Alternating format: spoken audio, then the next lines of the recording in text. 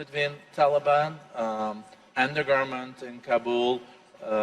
Americans are very much involved in this. You're also contributing.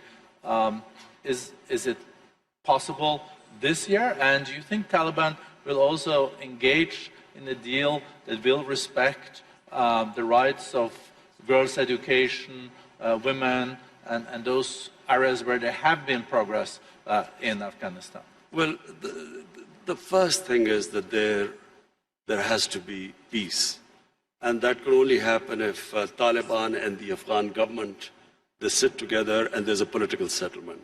That has to be the first step. Just my view, I do not think that, the saying that you only cross the river once. What was in 2001 is not going to be now the case if and when Taliban and the Afghan government come together, because so much has happened since then. So I think it would be a completely different scenario. But the most important thing right now, and it's not going to be easy, but it is the only option, that the Taliban and the Afghan government sit together. Whenever that happens, it will have turbulence, but it is the only way forward. There is not, and there never was, a military solution in Afghanistan.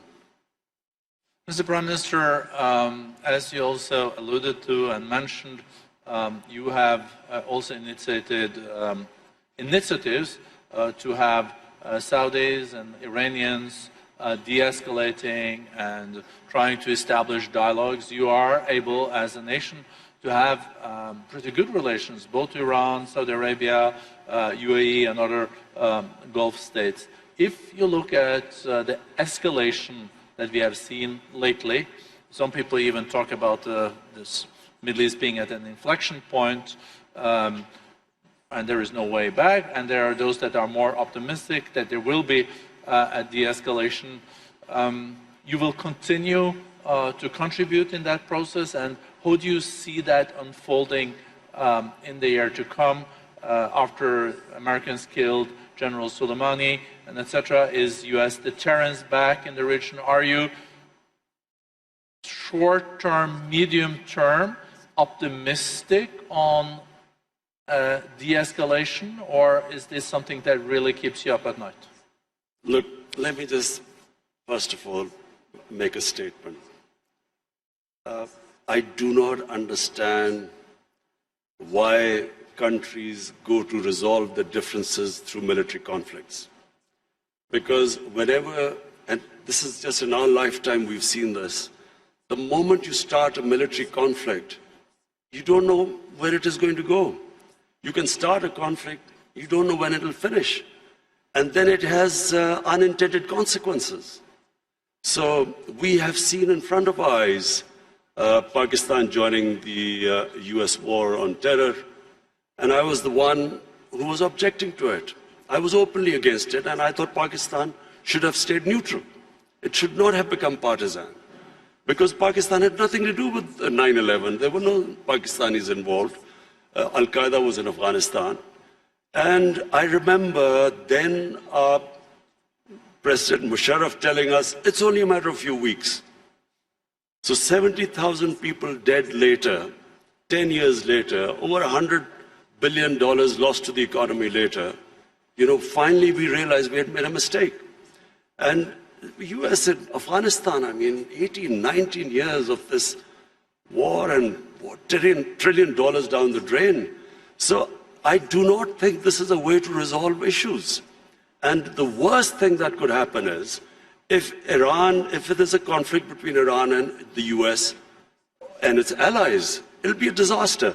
It'll be a disaster for us, Pakistan, it'll be a disaster. It'll be a disaster for the developing world, because the oil prices will shoot up. Already we are trying to barely manage our budgets and our current account situation. Suddenly everything will be offset. It will cause poverty in the world. And God knows how long it will go on. So, we in Pakistan pray that this does not happen. We have tried our best. We've already talked to Saudi Arabia, Iran, the United States. I spoke to President Trump yesterday, and I told him that this would be a disaster for us if this war starts. Did he agree? He didn't say anything. You can share with us. It stay in this room. No, I'm serious. He didn't say anything. But I think I think he understood, because this would be, in my opinion, it'll be insanity. Because just Afghanistan is still not resolved, and Iran would even be a bigger problem.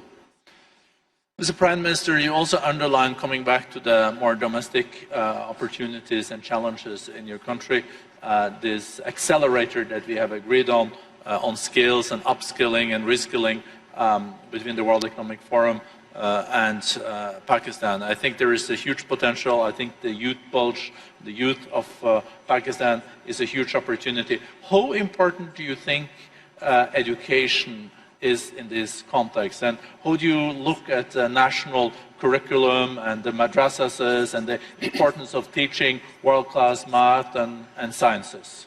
You know, the tragedy of my country, because as I said, I grew up with my country, and in the 60s, Pakistan was the most exciting thing happening in Asia.